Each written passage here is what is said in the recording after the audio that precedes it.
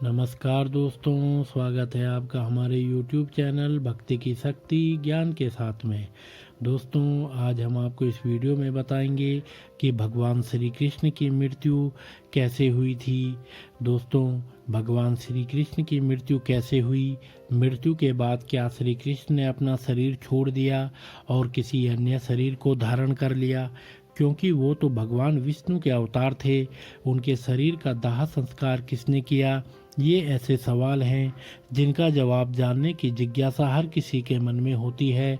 तो चलिए हम आपको बताते हैं कि आखिर भगवान होते हुए भी श्री कृष्ण की मृत्यु कैसे हुई।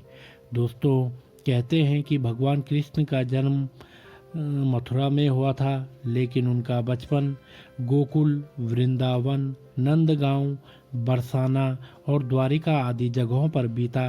कहा जाता है कि महाभारत युद्ध के बाद भगवान श्री कृष्ण ने 36 वर्षों तक द्वारिका पर राज किया। इसके बाद उन्होंने अपना देह त्याग दिया, यानी कि उनकी मृत्यु हो गई। कहा जाता है कि उस समय उनकी आयु 125 वर्ष थी। कहा जाता है कि महाभारत के युद्ध के बाद जब दुर्योधन का अंत हो गया तो उसकी माता गांधारी बहुत दुखी हो गई थी। वह अपने बेटे के शव पर शोक व्यक्त करने के लिए रणभूमि में गई थी और उनके साथ भगवान कृष्ण और पांडव भी गए थे। गांधारी अपने पुत्रों की मृत्यु से इतनी दुखी हुई कि उन्होंने भगवान कृष्ण को 36 वर्षों के बाद मृत्यु का श्राप दे दिया। ये सुनकर पांडव तो चकित रह गए, लेकिन भगवान कृष्ण तनिक भी विचलित नहीं हुए और मुस्कुराते हुए अपने ऊपर लगे अभिशाप को स्वीकार कर लिया। और ठीक इसके 36 वर्षों के बाद उनकी मृत्यु एक शिकारी के हाथों हो गई। भागवत पुराण के अनुसार एक बार श्री कृष्ण के पुत्र सांब को एक शरारत सूझी। वो एक स्त्री का वेश धारण कर अपने दोस्तों के साथ ऋषि मुनियों से मिलने गए। स्त्री के वेश में सांब ने ऋषियों से कहा कि वो गर्भवती है। जब उन यदुवंश कुमारों ने इस प्रकार ऋषियों को धोखा देना चाहा तो वो क्रोधित हो गए और उन्होंने स्त्री बने सांब को शाप दिया कि तुम एक ऐसे लोहे के तीर को जन्म दोगी जो तुम्हारे कुल और साम्राज्य का विनाश कर देगा। ऋषियों का शाप सुनकर सांब बहुत डर गए। उन्होंने तुरंत ये सारी घटना जाकर उग्रसेन को बताई, जिसके बाद उग्रसेन ने सांब से कहा कि वे तीर का चूर्ण बनाकर प्रभास नदी में प्रवाहित कर दें। इस तरह उन्हें उस शाप से छुटकारा मिल जाएगा। सांब ने सब कुछ उग्रसेन को कहे अनुसार ही किया।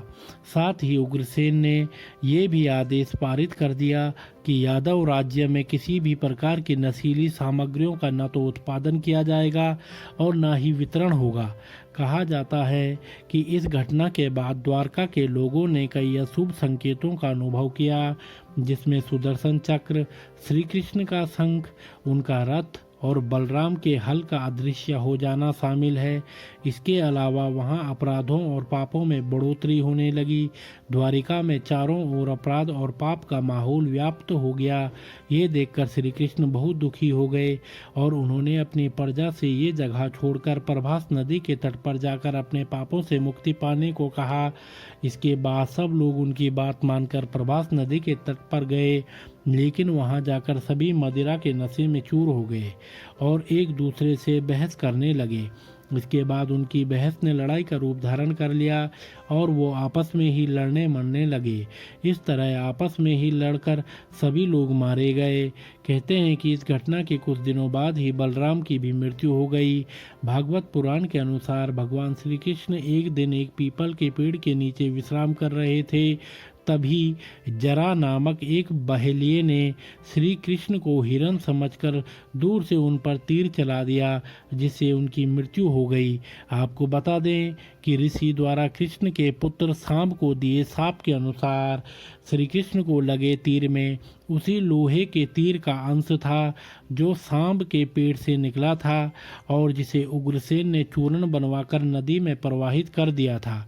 इस तरह ऋषि के श्राप के अनुसार समस्त यदुवंशियों का नाश भी हो गया था और गांधारी के श्राप के अनुसार महाभारत के युद्ध के बाद श्री कृष्ण के 36 वर्ष भी पूरे हो गए थे। तो दोस्तों, अगर आपको यह वीडियो पसंद आया हो तो आप हमारे चैनल को लाइक, कमेंट, शेयर, सब्सक्राइब अवश्य करें और बेल आइकन दबाना ना भूलें, जिससे हमारी आने वाली सभी वीडियो आप तक समय से पहुंचती रहेंगी। तो आप सभी मित्रों का बहुत बहुत धन्यवाद।